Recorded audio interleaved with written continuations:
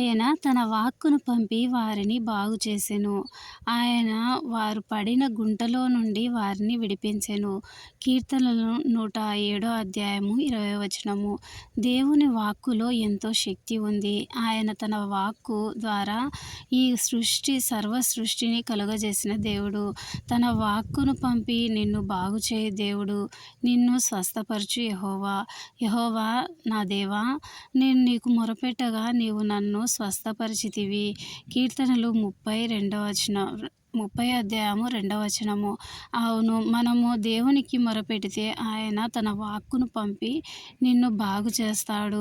నీ గాయములు కడతాడు. దేవుని వాక్కు ఎన్నో అద్భుతమైన, ఆశ్చర్యకరమైన గొప్ప కార్యములు జరిగిస్తాయి. నీవు మొరపెడితే చాలు, ఆయన నిన్ను బాగు చేస్తారు. మత్తయి సువార్త 8 అధ్యాయము 6 వచనంలో, శతాధిపతి ప్రభువా, నీవు నా ఇంటిలోనికి వచ్చుటకు నేను పాత్రుడను కాను. నీవు మాట మాత్రము సెలవిమ్ము, అప్పుడు నా దాసుడు స్వస్థపరచబడును అని యేసయ్యను అడిగాడు. ఆయన ఆ శతాధిపతి యొక్క గొప్ప విశ్వాసము చూచి ఆయన ఆ దాసుని స్వస్థపరిచారు. విశ్వాసముతో దేవుని వేడుకో, ఆయన నిన్ను బాగు చేస్తాడు.